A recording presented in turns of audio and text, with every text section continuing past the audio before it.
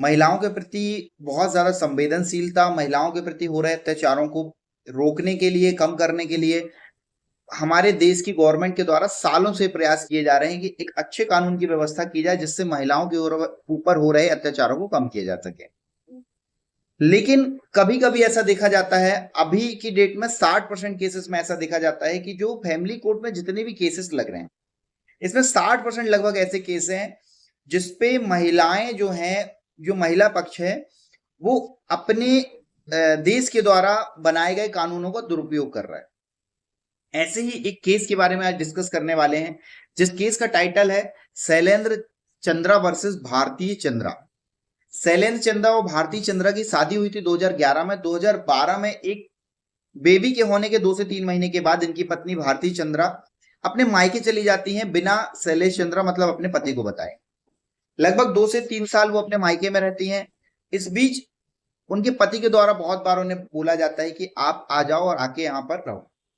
At last ये होता है कि पत्नी जो है वो ये बोलती है कि अगर आपको मेरे साथ रहना है तो आपको मेरे पास आके रहना पड़ेगा, मतलब अपने ससुराल में, मतलब लड़की के मायके में और लड़के के ससुराल में आके रहना पड़ेगा।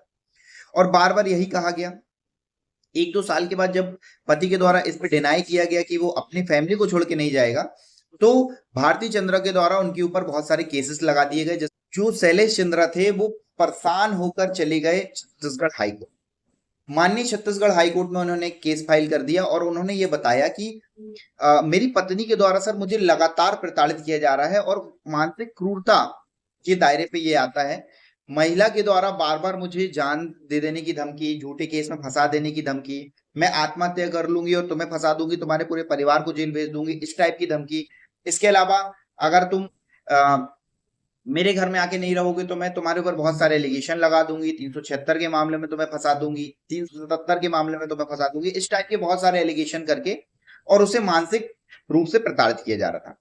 तब माननीय छत्तीसगढ़ हाईकोर्ट के द्वारा सबूतों को और शैलेश चंद्रा के द्वारा दिए गए अपने बचाव के पक्षों को सुनकर ये जजमेंट दिया गया कि जब भी कोई पत्नी अपने पति को मायके में रहने के लिए, मर जाने के बाद उसको फंसा देने की धमकी देने के लिए या इस टाइप की कोई भी ऐसे कार्य करती है जिससे उसके पति को मानसिक प्रताड़ना महसूस होती है, तो ये मानसिक क्रूरता के दायरे में आएगा।